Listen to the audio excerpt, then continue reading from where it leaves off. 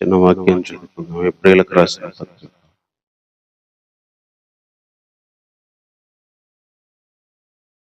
9వ అధ్యాయం చదువుకుందాం. 9వ అధ్యాయం 11వ వచనం.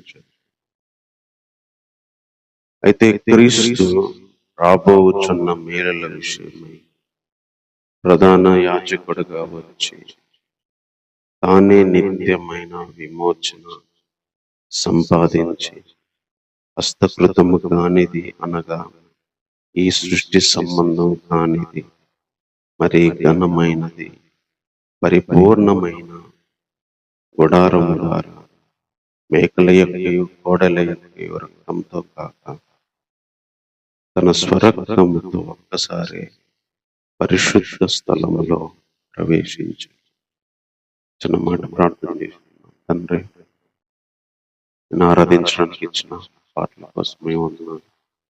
అదేవిధంగా వాక్య తలంపులు ప్రభావం దయచేయండి. హృదయపూర్వకంగా నేను ఎలా ప్రేమించాలో, ఎలా నిన్ను హత్తుకొని ప్రభావం మరింతగా నిన్ను గౌరవించి కనపరచాలో, మరింతగా నీ ప్రేమను ప్రభు ఆస్వాదించి ఆ ప్రేమలో ఆనందించాలి. ప్రభావగా సంపూర్ణ సంతోషం కలిగించే హృదయపూర్వకమైన ఆరాధన నీకు చేయగలిగే విధంగా మా హృదయాలను మార్చండి ప్రభా. ఆ విధంగా నీ వాక్య తలంపులు మాకు దయచేయమని కోరుతూ ఈ ప్రార్థన మా రక్షకుడైన యేసుక్రీస్తు వారి నామములో ప్రార్థించి వేడుకుంటున్నాను.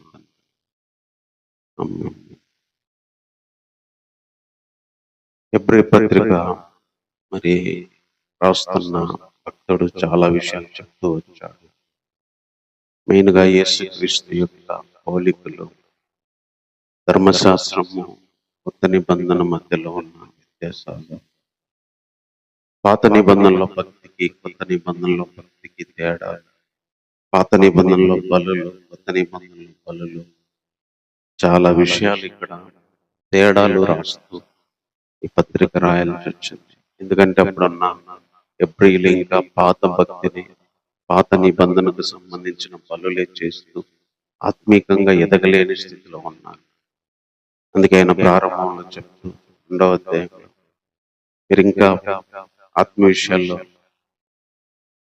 మరి చాలా తక్కువలో ఉన్నారు, ఇంకా పాలే తాగుతున్నారు, ఇంకా ఎదగాల్సిన టైం ఉంది అని చెప్పి 5వ అధ్యాయంలో చెప్తూ వచ్చాడు. అంటే వీళ్ళు మెచ్యూరిటీ రావట్లేదు, దేవునిలో ఎదుగుదల రావట్లేదు. పాత నిబంధనలో బలులే, పాత నిబంధనల ఆరాధన, పాత నిబంధనలో ఉన్న భక్తిని చేస్తూ ఉన్నారు.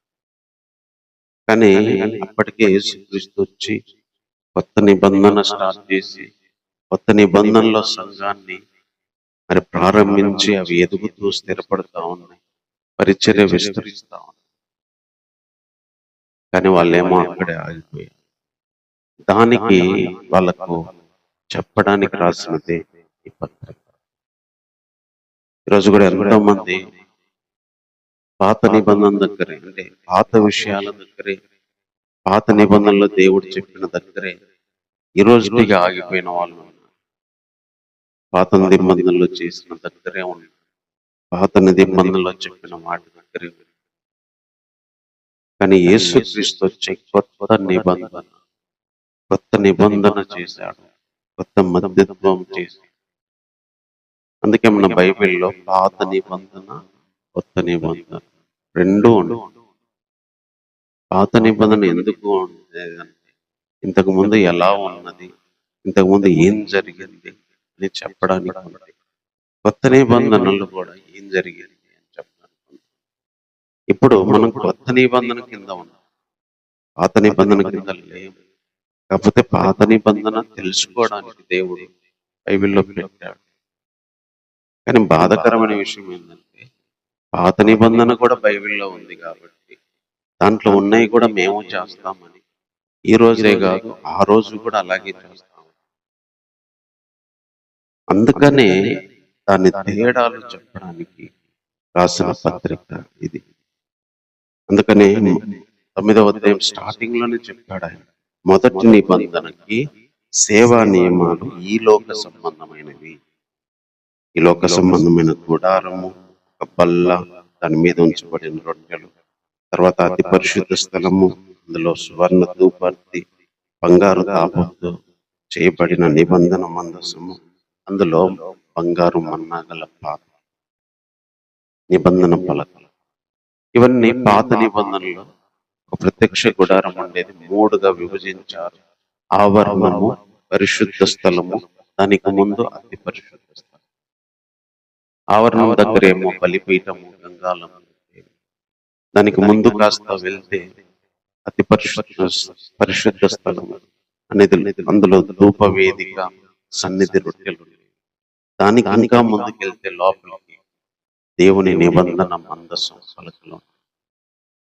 అదే తేడా చెప్తున్నాడు. మొదటి నిబంధనలో ఈ లోక సంబంధమైన యాజకుడు తనది కాని రక్తం తీసుకొని ఈ అతి పరిశుద్ధ స్థలానికి సంవత్సరానికి ఒక్కసారి వెళ్ళేవాడు. వెళ్ళి ప్రజల కోసము వాటిని అర్పించేవాడు అని ఈ అధ్యాయం మొదటి పారాగ్రాఫ్ పాత నిబంధనలో ఏం జరిగింది అని చెప్తూ వచ్చాడు. ఈ గుడారము వేయబడింది. ఆ గుడారంలోకి సంవత్సరానికి ఒక్కసారి, అది కూడా యాజకుడు ఏం చేసేవాడంటే తనది కాని రక్తం, అంటే మేకల రక్తం కానీ, గొర్రెల రక్తం కానీ, జంతువుల రక్తాన్ని తీసుకొని వెళ్ళి ప్రజలు చేసిన దానికి ప్రాయశ్చిత్తంగా అక్కడ అర్పించబడేది. ఆ బలులు అర్పించబడుతున్నది. అయితే క్రీస్తు వచ్చి రాబోతున్న మేలుల విషయంలో ప్రధాన యాజకుడిగా వచ్చి తానే నిత్యమైన విమోచన సంపాదించి ఈ సృష్టి సంబంధం కాంతి మరి ఘనమైంది పరిపూర్ణమైన గుడారము ద్వారా మేకల యొక్క, కోడల యొక్క రక్తంతో కాకుండా తన సొంత రక్తంతో ఒక్కసారి పరిశుద్ధ స్థలంలో ప్రవేశించి, పాత నిబంధనలు సంవత్సరానికి ఒక్కసారి ఈ లోక సంబంధమైన ఒక మందిరము, ఆ మందిరంలోకి వెళ్ళి అర్పించేవాడు. కానీ యేసుక్రీస్తు అనే ఈ యాజకుడు వచ్చాడు. ఈ యాజకుడు వచ్చి సంవత్సరం కాదు, కొన్ని వేల సంవత్సరాలకు సరిపడే విధంగా ఒక్కసారి మేకల రక్తము, గొర్రెల రక్తం కాకుండా తన స్వరక్తముతో పరలోక సంబంధంగా పరిశుద్ధ స్థలంలోకి డైరెక్ట్ వెళ్ళిపోయాడు. అదే చెప్తున్నాడు. పాత నిబంధనలు అయితే ఈ లోకంలో ఒక మందిరం ఉండేది. ఆ మందిరం లోపలికి రక్తం తీసుకొని వెళ్ళేవాడు సంవత్సరానికి ఒకసారి. దేవుడు క్షమించమని, దేవుడు పరిహారం చేయమని, దేవుడి దగ్గర క్షమాపణ దొరికిందని ఈ లోక సంబంధమైన మందిరంలోకి లోక సంబంధంగా బ్రతికే యాజకుడు వెళ్ళేవాడు. అది కూడా తన రక్తం కాదు, గొర్రెలతో మేకలతో తీసుకుని. కానీ ఏం చెప్తున్నాడంటే యేసుక్రీస్తు వచ్చిన తర్వాత ఈ లోక సంబంధమైన మందిరాల్లోకి పోలే ఆయన. ఈ లోక సంబంధమైన కోడెల మేకల రక్తం తీసుకొని తన రక్తం తీసుకొని డైరెక్ట్ గా దేవుని దగ్గర పరిశుద్ధ స్థలానికి వెళ్ళిపోయాడు. ఇదిగో రక్తం తీసుకొని వచ్చాను, ప్రజల పాపాలందరి కోసం చిందించబడిన రక్తం తీసుకొని వచ్చాను, డైరెక్ట్ దేవునితో మాట్లాడడానికి పరిశుద్ధ స్థలానికి వెళ్ళిపోయాడు. తన రక్తం, సొంత రక్తాన్ని తీసుకొని వెళ్ళిపోయాడు. అదే చెప్తున్నాడు. ఈరోజు మనము అర్థం చేసుకోవాల్సిన విషయం, పాత నిబంధనలో ఒకవేళ మనం అంటే మేకల రక్తం, గొర్రెల రక్తం తీసుకొని రాళ్లతో, ఇటుకలతో కట్టిన మందిరంలోకి వెళ్ళి అక్కడ అర్పించాల్సి వచ్చేది. అట్లా అర్పించినా కూడా పరిహారం మనకు వచ్చేది కాదు. అందుకే సంవత్సరం అర్పించాల్సి వచ్చేది. కానీ యేసుక్రీస్తు వచ్చిన తర్వాత ప్రతి సంవత్సరం చచ్చిపోవట్లేదు ఆయన, ప్రతి సంవత్సరం పుట్టట్లేదు ఆయన. ఒకేసారి పుట్టాడు, ఒకేసారి చచ్చిపోయాడు, ఒకేసారి లేచాడు. ఒకేసారి ఆయన రక్తాన్ని తీసుకెళ్లి డైరెక్ట్ దేవుని దగ్గరే పెట్టాడు. పరిశుద్ధ స్థలంలోకి వెళ్ళిపోయాడు. పరలోక సంబంధమైన గుడారంలోకి వెళ్ళిపోయాడు. ఈ లోకపరంగా ఉన్న అప్పుడున్న సేవకులు ఎవరు రక్తం తీసుకొని పరలోకానికి ఎవరు వెళ్ళలేదు. మందిరంలోకి వెళ్ళే వాళ్ళే తప్ప అక్కడికి వెళ్ళలేదు. అందుకే పాత నిబంధనని దేవుడు మార్చి కొత్త నిబంధన ఎందుకు ఏర్పాటు చేశాడంటే ఇంకా కొత్తది, ఇంకా బెస్ట్, ఇంకా ప్రజలకి పరిహారం స్పీడ్ గా జరిగిద్ది, శాశ్వతంగా జరిగిద్ది, దీనివల్ల మేలు కలిగిద్ది అని చెప్పి దేవుడు రెండవసారి కొత్త నిబంధన ఏర్పాటు చేశాడు. మొదటి నిబంధనలో ఇవన్నీ చెప్పలేదు, రెండవసారి చెప్పినప్పుడు ఇది చెప్పాడు. అందుకని ఇక్కడ క్రీస్తు వచ్చి ప్రధాన యాజకుల్లాగా క్రీస్తు వచ్చి తన రక్తం తీసుకొని పరిశుద్ధ స్థలంలోకి, ఎందుకంటే నిత్యమైన విమోచన సంపాదించాడు. తానే నిత్యమైన విమోచన సంపాదించి, పాటలు అర్థం చేసుకోండి. తానే అంటే యేసుక్రీస్తు తప్ప, నిత్యమైన అంటే ఎప్పుడు ఉండేది విమోచనము, ఇటర్నల్ రిడెంప్షన్. ఇంగ్లీష్ లో అయితే ఇటర్నల్ రిడెంప్షన్, శాశ్వతంగా విడిపించాడు. మళ్ళీ కట్టే పరిస్థితి లేకుండా, మళ్ళీ వెళ్ళే పరిస్థితి రాకుండా తానే వచ్చి నిత్యమైన విమోచనము సంపాదించాడంటే కష్టపడి సంపాదించాడు. ఎట్లా అంటే తన రక్తం, తన మరణం ద్వారా సంపాదించాడు. ఇది ఫ్రీగా రాలేదు. యేసుక్రీస్తు వచ్చి దాన్ని సంపాదించాడు. అదే ఇంతకు ముందు ఉన్న యాజకులు గొర్రెల రక్తం, మేకల రక్తం తీసుకెళ్తే ఈ విమోచన వచ్చేది కాదు. తాత్కాలికంగా పరిష్కారం అయ్యేది, మళ్ళీ పాపాల చేయడం, మళ్ళీ బలులు అర్పించడం, ఇదే తంతు. అందుకే ప్రతి సంవత్సరం బలులు అర్పించాడు. కానీ యేసుక్రీస్తు ఒక్కసారి అర్పించాడు బలి. ఎందుకంటే ఇంకా నిత్యం ఒక్కసారి విడిపించానంటే వాళ్ళు నిత్య విమోచన, నిత్యము వీళ్ళు విడిపించబడతారు. మళ్ళీ ఇంకా వెళ్ళము అన్నట్టు ఆ నిత్య విమోచన సంపాదించాడు. తానే నిత్య విమోచన సంపాదించాడు. ఈరోజు ఎందుకు ఆయన శరీరాన్ని మనము, రక్తాన్ని గుర్తు చేసుకోవాలంటే ఆయన శరీరము, ఆయన రక్తమే మనకు నిత్య విమోచన. సంవత్సరానికి సరిపడే విమోచన కాదు, 2 ఏళ్ళు 3 ఏళ్ల కోసం బలులు అర్పించే విధంగా చేసిన నిబంధన కాదు. తన రక్తముతో, తన శరీరంతో నిత్యమైన విమోచన సంపాదించాడు. అందుకే అపోస్తల కార్యంలో కూడా పౌలు గారు చెప్పిన మాట ఏందో తెలుసా? దేవుడు తన స్వరక్తం ఇచ్చి సంపాదించిన సంఘం. ఈరోజు మనల్ని సంపాదించుకోవడం, డబ్బులు సంపాదించుకునే సందర్భంలో వాడతాం ఆ పదాన్ని, సంపాదించుకోవడం.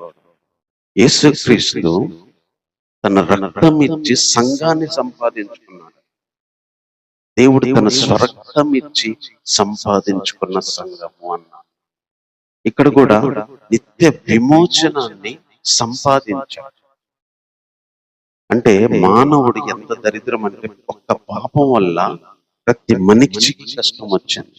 ప్రతి మనిషి బాధ, రోగాలు, ఇబ్బందులు, అనారోగ్యాలు, అప్పులు, తిండి కోసం కష్టము, చెమట కార్చడం, అశాంతి, అవినీతి, కోపము, ద్వేషము, పగలు, మనిషి జీవితంలో అన్ని వచ్చాయి.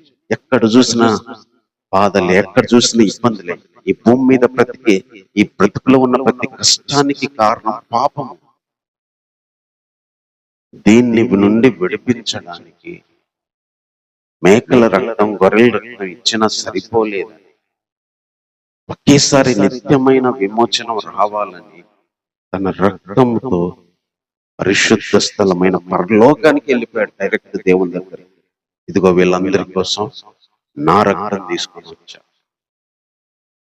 ఈరోజు మనం పరలోకం వెళ్తామంటే మన భక్తి, నీతి కాదు, లేకపోతే మనం చేసే ప్రార్థనలు కాదు. యేసుక్రీస్తు రక్తాన్ని బట్టి, యేసుక్రీస్తు రక్తం నందలి విమోచనం బట్టి మనం తండ్రి దగ్గరకు చేరగలిగాం. తండ్రి స్వీకరించాడు, రక్తాన్ని బట్టి మనల్ని తప్పించాడు. అందుకే మనకు నిత్యమైన విమోచన, ఎప్పుడు ఉండే విమోచన సంపాదించి పెట్టాడు యేసుక్రీస్తు ప్రభు. ఈరోజు మనం అందరూ ఆరాధించాలి. నిత్య విమోచన సంపాదించి పెట్టాడు. ఎవరు సంపాదించలేకపోయారు, ఎవరు చేతగా లేదు. భక్తులు, సేవకులు, ప్రవక్తలు, యాజకులు ఎంతమంది ఉన్నా, ఎన్ని వేల జంతువులు అర్పించిన ఈ విమోచనం రాలేదు. యేసుక్రీస్తు శరీరంతో వచ్చి, రక్తంతో వచ్చి అర్పించి ఈ నిత్య విమోచన ఈరోజు నీకు నాకు సంపాదించి పెట్టారు. అందుకు మనం ఆయన్ను ఈరోజు ఆరాధించాలి. అందుకు ఆయన్ను మనం ఈరోజు కృతజ్ఞతతో మరి స్తుతించాలి. అది తెలపడానికి మన ముందు ఆయన రక్తాన్ని, ఆయన శరీరాన్ని, ఈ సాదృశ్యమైన రొట్టెను మరి జ్ఞాపకం చేసుకోవడానికి చేయమన్నాడు. గుర్తు చేసుకోవడానికి, దాని విలువ మనం గుర్తు చేసుకోవడానికి, దాని వల్ల కలిగిన మేలేందో తెలుసుకోవడానికి. ఈరోజు ఆయన శరీరమైన రక్తం పాపము నుంచి, సాతాను నుంచి, లోకం నుంచి మనకు నిత్య విమోచన. ఈరోజు నరకం తప్పించబడింది. ఈరోజు పరలోకంలో దేవునితో పాటు ఉండగలుగుతామండి. యేసుక్రీస్తు సంపాదించి మన అకౌంట్లో వేసాడు, మన హృదయంలో వేసాడు రక్షణని, మన జీవితంలోకి తెచ్చేసాడు. ఆయన సంపాదించి మనకిచ్చాడు. ఏంటిదో తెలుసా? నిత్యమైన విమోచన. దేని నుంచి అంటే పాపం నుంచి, దరిద్రత నుంచి, ఈ లోకం నుంచి, ఈ శరీరం నుంచి, వీటన్నిటి నుంచి విమోచన సంపాదించి మనకి ఇచ్చాడు. దానికి ఏం జరిగిందంటే ఆయన రక్తాన్ని చిందించుకొని పరలోకానికి తీసుకెళ్ళాడు. తర్వాత ఇంకేం జరిగిందో చెప్తున్నాడు ఇక్కడ 13వ వచనం. ఏలయనగా మేకల యొక్కయు ఎడ్ల యొక్కయు రక్తము మైలపడిన వారి మీద ఆవుదూడ బూడిద చల్లుటయు శరీర శుద్ధి కలుగున్నట్లు వారిని పరిశుద్ధపరిచిన ఎడల నిత్యుడగు ఆత్మ ద్వారా తన్ను తానే దేవునికి నిర్దోషిగా అర్పించుకొనిన యేసుక్రీస్తు యొక్క రక్తము నిర్జీవ క్రియలను విడిచి జీవము గల దేవుణ్ణి సేవించుటకు మీ మనస్సాక్షిని ఎంతో ఎక్కువగా శుద్ధి చేయండి. 2 వచనాలు ఏం చెప్తున్నాడంటే, పాత నిబంధనలో మేకల రక్తము, ఎడ్ల రక్తము, ఆవు బూడిద చల్లి అపవిత్రత పోగొట్టుకోవడానికి వాళ్ళని శుద్ధిపరిస్తే, శరీరపరంగా వాళ్ళని శుద్ధి చేస్తే, నిత్యుడగు ఆత్మ ద్వారా తన్ను తానే దేవునికి బలిగా అర్పించుకున్న ఆ క్రీస్తు రక్తము మన మనస్సాక్షిని శుద్ధి చేస్తుంది. ఎంతో ఎక్కువగా శుద్ధి చేస్తుంది. పాత నిబంధనలో బలులే ఆ రక్తం ఇట్లా చల్లేవాళ్ళు. ఎడ్ల యొక్క రక్తం, మేకల రక్తం చల్లి ఇది పరిశుద్ధమైంది అని చెప్పి అప్పుడు ఇంకా వెళ్ళండి అని అప్పుడు శరీర శుద్ధికి వాడాడు. కానీ ఇప్పుడు అయితే తన్ను తానే బలిగా అర్పించుకున్న క్రీస్తు రక్తము, ఆనాడు మేకల రక్తమే వాళ్ళకు శరీర శుద్ధి కలిగజేస్తే, ఈరోజు యేసుక్రీస్తు రక్తం మనస్సాక్షిని ఎంతో ఎక్కువగా శుద్ధి చేయను. యేసుక్రీస్తు రక్తం మనకేం చేసిందో చెప్తున్నాడు ఇక్కడ. రెండవది, మన మనస్సాక్షిని శుద్ధి చేస్తుంది, మనస్సును శుద్ధి చేస్తుంది. ఈ రక్తము లోపలికి వెళ్ళి మన మనస్సులో ఉన్న అపవిత్రతని, మన మనస్సాక్షి మన తప్పులు చెబుతుంటే దానికి సంబంధించిన ప్రతి దాన్ని శుద్ధి చేస్తుంది. మనం తప్పిపోయిన ప్రతిసారి మన మనస్సు గద్దిస్తుంది. మన మనస్సాక్షి ఒప్పుకోదు, నువ్వు తప్పు చేసావని చెప్తా ఉంటాం.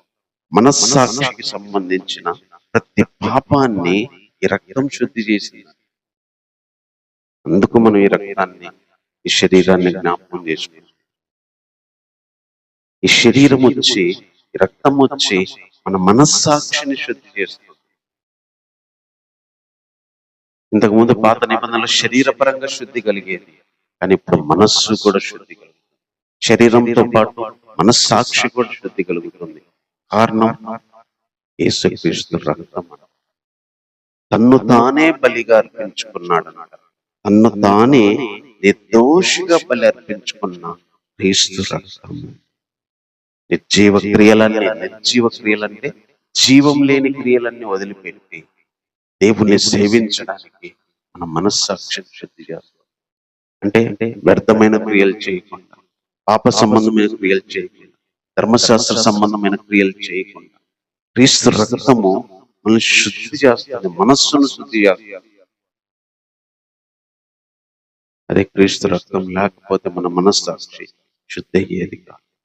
ఎందుకంటే మనసుల్లో, ఊహల్లో, హృదయంలో పుట్టే ఆలోచన అంతా పాపమే. మన హృదయాన్ని తీసుకొచ్చి, మన ఆలోచనలు తీసుకొచ్చి వీడియో లాగా చూపిస్తే మనకు మనమే సిగ్గుపడతాం. అలాంటి ఆలోచనలు, అలాంటి మాటలు మన హృదయంలో వెళ్తా ఉంటాయి. అలాంటి మనస్సాక్షిని ఈ రక్తం శుద్ధి చేస్తుంది.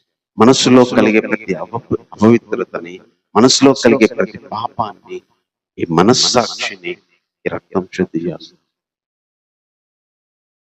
ఈరోజైన శరీరాన్ని మనం జ్ఞాపకం చేసుకోవాలి. తర్వాత ఇంకొక మాట చెప్తున్నాను. ఈ హేతువు చేత మొదటి నిబంధన కాలంలో జరిగిన అపరాధములన్నిటి నుండి విమోచనము కలుగుటకై ఆయన మరణము పొందినందున, అంటే యేసుక్రీస్తు మరణం ఏం చేసిందంటే మొదటి నిబంధనలో జరిగిన ప్రతి అపరాధము నుండి విడిపించడానికి ఆయన మరణము పొందినందున, మొదటి నిబంధన కాలంలో జరిగిన అపరాధముల నుండి విమోచన కలగడానికి ఆయన మరణము పొందాడు.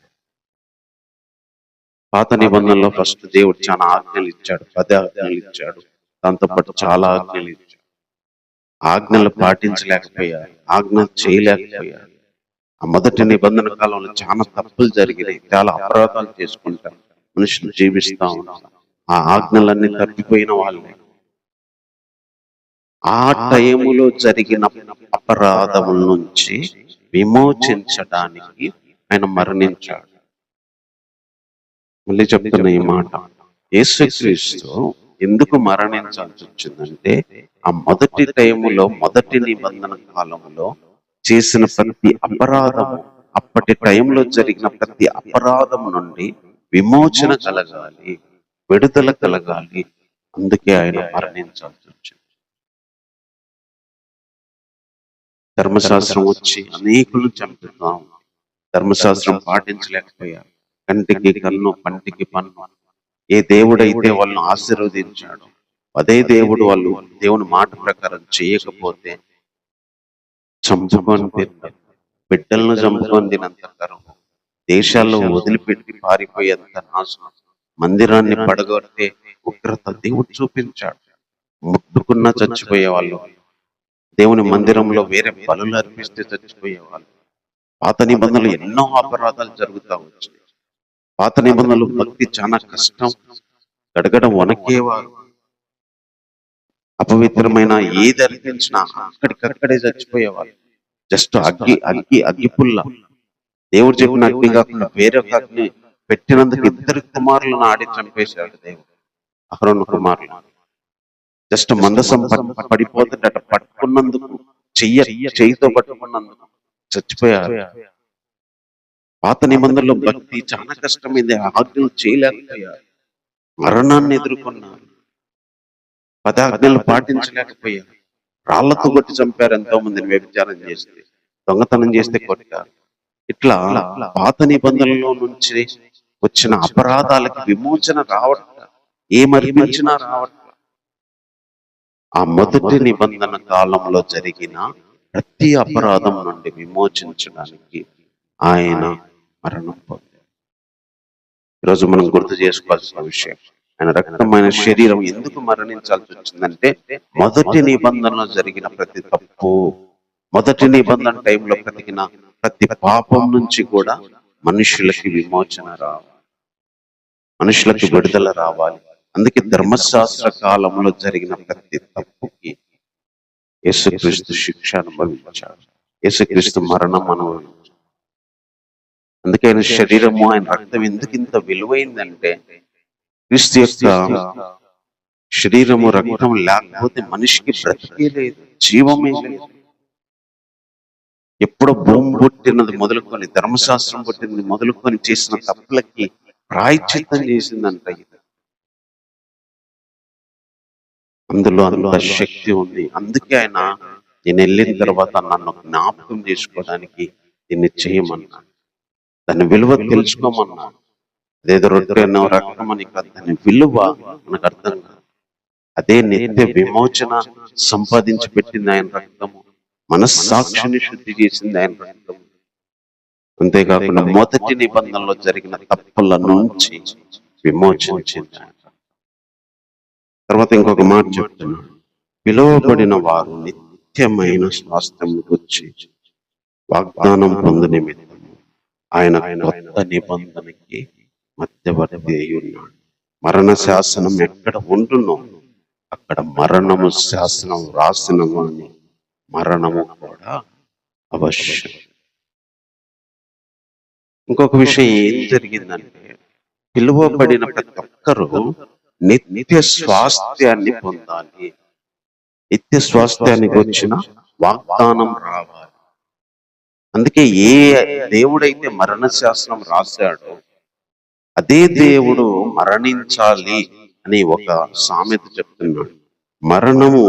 మరణ శాసనం ఎక్కడ ఉండను అక్కడ మరణము రాసిన వాని మరణం కూడా అవశ్యం. పాపం చేస్తే మనిషికి మరణం వచ్చిందని చెప్పాడు దేవుడు. నువ్వు ఎప్పుడైతే పాపం చేస్తావో ఆ రోజు నీకు మరణం వస్తుంది, చావు వచ్చిందని చెప్పాడు. ఏ దేవుడైతే శాసనాన్ని నియమించాడో అదే శాసనాన్ని దేవుడు మరణించాల్సి వచ్చింది. మనుషులకి మరణం వస్తుంది, మనుషులకు మరణం ఉంది, పాపం చేసిన ప్రతి వ్యక్తికి మరణం ఉంది అని ఒక శాసనం వచ్చింది. మరణ శాసనాన్ని రాసిన దేవుడే మరణిస్తే తప్ప అది కొట్టివేయబడదని ఆయన మరణించాల్సి వచ్చింది. ఎందుకంటే పిలువబడిన వారు నిత్యమైన స్వాస్థ్యము వచ్చిన వాగ్దానం పొందాలి. అందుకే పాపం చేసిన ప్రతి ఒక్కరికి మరణం వస్తుంది. పాపం చేసిన ప్రతి ఒక్కరు చనిపోవాల్సి వస్తుంది. పాపం చేసిన ప్రతి ఒక్కరిని మరణం వెళ్తుంది. పాపానికి జీతం అంటే మరణం. పాపానికి జీతం, మనం పనిచేస్తే డబ్బులు జీతం వస్తాయి. అదే పాపం చేస్తే మరణం జీతంగా వస్తుంది. అలాంటి మరణము నుంచి కృపావరము నిత్య జీవాన్ని, ఆ వాగ్దానాన్ని యేసుక్రీస్తు మరణము తెచ్చిపెట్టి ఈరోజు యుగాలు దేవునితో ఉంటాం, నిత్య జీవం పొందుతాం, నిత్య స్వాస్థ్యాన్ని పొందుతాం, నిత్య మహిమలో ఉంటాం, నిత్యము ఆయనతో జీవిస్తాము. ఈ వాగ్దానాలన్నీ ఎక్కడి నుంచి వచ్చినాయంటే ఆయన మరణించడం ద్వారా, ఆయన మరణం ద్వారా. ఈరోజు మనం ఎందుకు ఆరాధించాలంటే, ఎందుకు ఆయన శరీరం రక్తం గుర్తు చేసుకోవాలంటే, ఈ శరీరం ఈ రక్తము మనకు నిత్యమైన బ్రతుకుంది, నిత్య జీవం ఉంది, నిత్య స్వాస్థ్యం ఉంది అని నమ్మకాన్ని ఇచ్చింది ఈ శరీరం. ఈ మరణం, ప్రభు యొక్క మరణం మనకు నమ్మకాన్ని ఇచ్చింది. ప్రభు యొక్క మరణం మనకు వాగ్దానాలను ఇచ్చింది. ప్రభు యొక్క మరణము ఈ నిత్య స్వాస్థ్యాన్ని గుర్చిన విషయాలను బయలుపరిచింది. పాత నిబంధనలు ఇవన్నీ బయలుపరచబడలేదు. కాబట్టి ఈరోజు మనం శరీరాన్ని, రక్తాన్ని జ్ఞాపకం చేసుకుంటున్నప్పుడు మనకు రావాల్సిన ఒక 4 ఆలోచనలు దేవుడు ఈరోజు మన ముందు పెట్టాడు. ఒకటి, నిత్యమైన విమోచనము సంపాదించింది, మనస్సాక్షిని శుద్ధి చేసింది రక్తము శరీరం. మొదటి నిబంధనలు జరిగిన ప్రతి తప్పును క్షమించింది మరణం. తర్వాత నిత్యముండే స్వాస్థ్యాన్ని, ఆ వాగ్దానాలు వచ్చాయి ఈరోజు మనకంటే. నిత్య స్వాస్థ్యం ఉంది, నిత్య మహిమ ఉంది, నిత్య జీవం ఉంది అని మనం నమ్మామంటే, మాటలు మనకు వచ్చినాయి అంటే ఆయన మరణం.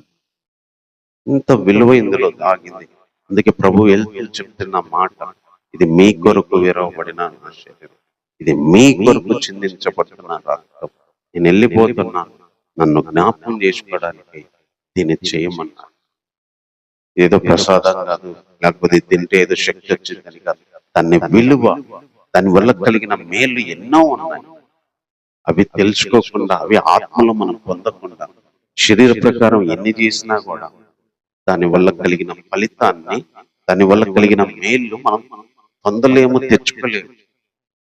ఈ అధ్యాయం మొత్తం కూడా పౌలు గారు మరి అదే విషయాలు ఆ రోజు ఉన్న ప్రియులకి పాత నిబంధనలు ఎలా ఉండేది, క్రీస్తు వచ్చిన తర్వాత మనకు ఎలా జరిగింది అని చెప్పడానికి రాయబడిన మాటలు ఈ రోజు దేవుడు మనతో మాట్లాడినాడు.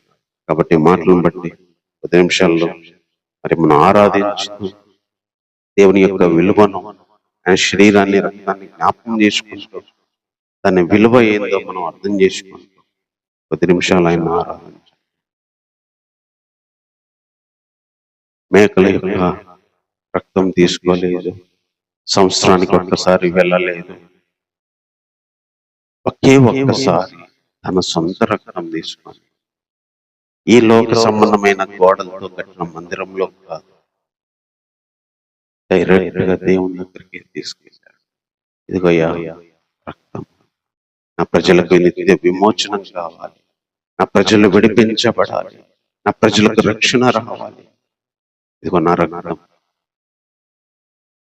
అని ఆయన రక్తాన్ని దేవుని దగ్గర పెట్టి ప్రజలు మనకు విమోచనం ఇచ్చాడు. అది నిత్యమైన విమోచనం సంపాదించి మన అకౌంట్లో వేసాడు ఆయన. దాన్ని చేసింది ఈ రక్తము, ఈ శరీరం. మన మనస్సాక్షి శుద్ధి చేసింది ఈ శరీరం. తను తానే అర్పించుకున్న ఆ బలిని బట్టి, రక్తాన్ని బట్టి మన మనస్సాక్షిని శుద్ధి చేస్తుంది ఈ రక్తం.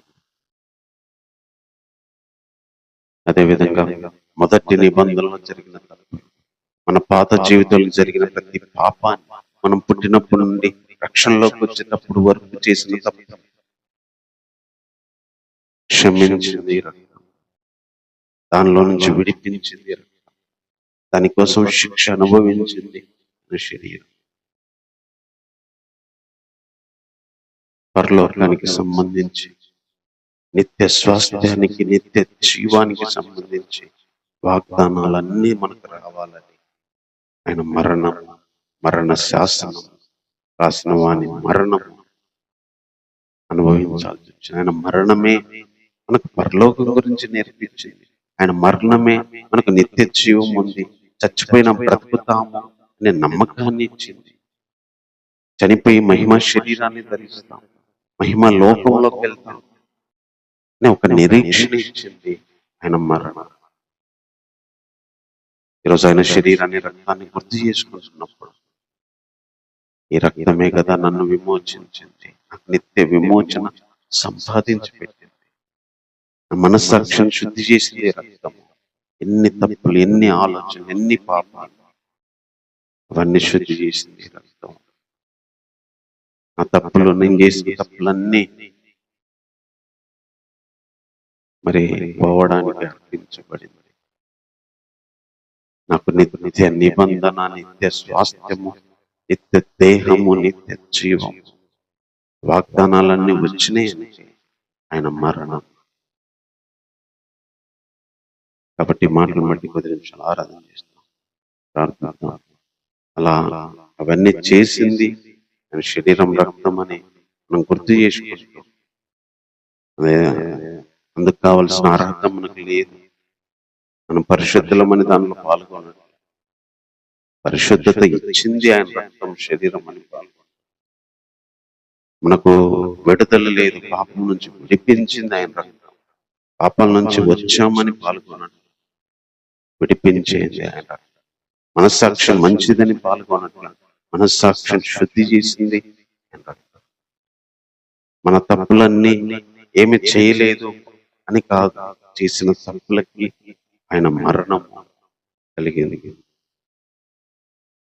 ఇది చూస్తున్నప్పుడు ఆయన మరణములో ఇన్ని మేళ్ళు దాగి, అందుకనే అదేదో భోజనమో, లేకపోతే రొట్టెలాగో, లేకపోతే ద్రాక్షారసం లాగో ఆ రోజు తాగుతా ఉన్నారు, తింటా ఉన్నారు తెలియదు. అందుకే ఎవడు అయోగ్యంగా దాని గురించి వివేచించకుండా, దాని గురించి ఆలోచించకుండా, దాని విలువ తెలియకుండా ఒక మనిషి జీవితానికి భూమి మీద దాని ప్రభావం అది చేసిన మేలేందో తెలియకుండా ఒక అన్నంలాగా నీళ్ళలాగా ఆ రోజు తాగేవాళ్ళు, తినేవాళ్ళు. అందుకనే అయోగ్యంగా పాల్గొనొద్దు. ఆలోచించండి, అది ప్రభు రక్తం, అది ప్రభు శరీరం అని చెప్పి రోజు హెచ్చరిస్తూ వచ్చాడు. ఈరోజు మనం గుర్తు చేసుకోవాలి. దాని విలువ మన హృదయంలో తెలియకుండా, దాని అర్థం మనకు తెలియకుండా, దాని వల్ల కలిగిన మేళ్ళు మనం పొందకుండా పాల్గొనకూడదనేది ప్రభు యొక్క ఆజ్ఞ. ప్రేమ కలిగిన తండ్రి, నీకు వందనాలు చెల్లిస్తున్నాను ప్రభా. మరోసారి నైనా నీ యొక్క రక్తం విలువను మాకు గుర్తు చేస్తూ వచ్చినందుకు వందనాలు. నీకెంతో కృతజ్ఞతలు చెప్తున్నాం, ఎందుకంటే మేము పాత నిబంధనలో లేము ప్రభా. పాత నిబంధనలు అంటే ఆ పాత నిబంధన ప్రకారం కలిగిన మందిరాల్లో పాత నిబంధన ప్రకారం అర్పించే మేకల, గొర్రెల రక్తాలతో ప్రతి సంవత్సరము అర్పించి పోగొట్టుకోలేని పాపాలనే కలిగి ఉండేవారు. కానీ మీరు వచ్చి నీ రక్తం తీసుకొని ఈ లోకపరంగా కాకుండా పరలోక పరిశుద్ధ స్థలంలోకి వెళ్ళిపోయారు డైరెక్ట్ గా. మాకు నిత్య విమోచనం సంపాదించి పెట్టారు. మా అకౌంట్లోకి ప్రభా నిత్య విమోచన ఇచ్చావు. పాపం వచ్చి బంధించుకుని, నరకం వచ్చి బంధించుకుని, ఇంకా మళ్ళీ తీసివేయబడలేని నిత్యమైన విమోచన నీ రక్తంతో వచ్చింది. రోజు మేము సంఘంగా కూడుకున్నామంటే నీ స్వరక్తముతో సంపాదించిన సంఘం. ఇది డబ్బులతో కొన్నది కాదు, చెమటతో కష్టంతో కొన్నది కాదు, రక్తంతో కొన్నది. ఈ రక్తం కొన్న వారిలో మేము సార్వత్రిక సంఘంలో ఎంతమంది విశ్వాసులు ఉన్నారు, వారందరినీ కొన్నది నీ రక్తం. రక్తంతో సంపాదించుకున్నాం. రక్తం అంటే ప్రాణం. ఒక వ్యక్తి రక్తం పోతే ప్రాణం పోతే, నీ ప్రాణమైన రక్తాన్ని అర్పించి రుజువులు సంపాదించుకున్నాం. ఎన్నడూ నీతో ఉండడానికి, ఎప్పుడు నీలోనే ఉండడానికి నిత్య విమోచనం ఇచ్చావు. ఇటర్నల్ రిడెంప్షన్ ఇచ్చావు, ఇటర్నల్ లైఫ్ ఇచ్చావు. పాపం చేసిన ప్రతి ఒక్కరికి విడిపించబడలేక ఉన్న స్థితిలో మాకెంత గొప్ప మేలు చేసావు. మీకై మీరు తన్ను తానే అర్పించుకున్నారు. ఆ రక్తమే మా మనస్సాక్షిని శుద్ధి చేసి, మనస్సును శుద్ధి చేసింది. బట్టలకు సబ్బు అయితే శుద్ధి చేసింది, కానీ శరీరానికి సబ్బు శుద్ధి చేసేదేమో కానీ మనస్సులో కలిగిన అపవిత్రతను, మనస్సులో కలిగిన పాపాన్ని, మనస్సులో కలిగిన ప్రతి ఆలోచనని ఈ రక్తం శుద్ధి చేస్తుంది ప్రభా. మరి ఎక్కువగా శుద్ధి చేస్తుంది. అది ఎంత అపవిత్రత అయినా, ఎంత వాసన, దుర్వాసన కొడుతున్నా, ఆ క్రియలు, తలపులు అవి ఎంత చెడ్డవైనా, అవి ఎంత అసహ్యమైన, నీ రక్తము మా మనస్సాక్షిని ఫ్రెష్గా, నీట్గా ప్రభా ఎంతో స్వచ్ఛంగా శుద్ధి చేయగలుగుతుంది. ఏ తప్పు చేయని వారిగా, ఏ పాపం చేయని వారిగా ఒక అందమైన ప్రభా ఇల్లులాగా మా మనస్సాక్షిని, హృదయాన్ని ఈ రక్తం శుద్ధి చేస్తుంది నాయన. అలాగే మా గత కాలంలో చేసిన పాపాలకి, మొదటి నిబంధనలో జరిగిన ప్రతి అపరాధానికి విమోచన కలగాలంటే మీరు మరణించాలి ప్రభా. నా కోసం మరణించినందుకే వందనాలు. మా పాపాల కోసం మరణించినందుకే వందనాలు. నేను పుట్టినప్పటి నుంచి చేసిన ప్రతి పాపం కోసం నువ్వు మరణించావు. మరణిస్తే తప్ప, చచ్చిపోతే తప్ప మాకు రాదు విమోచనం అని చెప్పి మీరు మరణించినందుకే వందనాలు. అంతేకాక పరలోక సంబంధమైన నిత్య స్వాస్థ్యం మాకుంది, నిత్య జీవం ఉంది. ఈ శరీరంలో మూలుగుతున్నాం, ఈ సృష్టి మూలుగుతుంది. ఈ సృష్టి మార్చి నూతన భూమి, నూతన ఆకాశం, ఈ దేహాన్ని మార్చి నిత్యమైన నివాసం, చేతి పనితో కాకుండా నీతో కట్టబడిన నివాసం మాకుంది ప్రభువా. అలాంటి వాగ్దానాలన్నీ మీరు చేశారంటే అది నీ మరణం వల్ల కలిగింది ప్రభువా. ఈ వాగ్దానాలు మాకు వచ్చినాయంటే, ఈ వాగ్దానాలు మాకు తెలిసాయంటే నీ మరణము దేవా. నీ మరణం లేకుంటే బ్రతుకులేదు. కొత్త నిబంధనకు పునాది నీ మరణం ప్రభువా.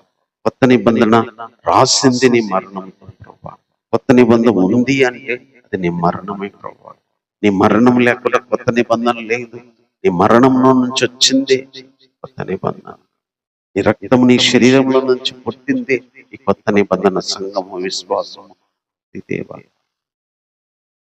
రక్తంతో కట్టబడిందే కొత్త నిబంధన. రక్తంతో ఏర్పాటు చేయబడిందే కొత్త నిబంధన. దేవుడవైన నీ శరీర రక్తాలతో ప్రారంభించి అనేకులకు రక్షణకి, మార్గానికి, ఆత్మీయ జీవిత ఎదుగుదలకి కారణమైంది ప్రభు ఈ శరీరము, రక్తము. అదంతా మేము విలువను గుర్తించిన ఆయన, ఇంత మీరు చేసినందుకు మేము ఏమివ్వగలం దేవా? ఇన్ని పాపాలు చేసి దరిద్రతో, శ్రమలతో, వేదనలతో, లోకపరంగా భూమి మీద యుద్ధాలతో, పోరాటాలతో బ్రతుకుతున్న ప్రతి మానవుడికి ఇలాంటి గొప్ప విడుదల, శుద్ధి, నిరీక్షణ ఇచ్చి పరలోకానికి తీసుకెళ్ళగలిగే గొప్ప మార్గాన్ని ఏర్పాటు చేసింది ఈ రక్తము, నీ శరీరం. అందుని బట్టి హృదయపూర్వకంగా నేను స్తుతిస్తూ, ఆరాధిస్తూ ఇందులో పాల్గొంటుండగా ప్రభు, ఏవైతే మీరు చేశారో అవన్నీ మేము పొందుకోవడానికి, ఏవైతే మీరు చేశారో దానివల్ల ఏవైతే కలిగినాయో అవన్నీ మాకు పాల్గొంటున్న ప్రతి వారికి రావడానికి మీరే కృప చూపిస్తారా? ఈ మా దీన స్తుతి, ఆరాధన మా రక్షకుడైన యేసుక్రీస్తు వారి నామములో సమర్పిస్తున్నాము తండ్రి. ఆమేన్.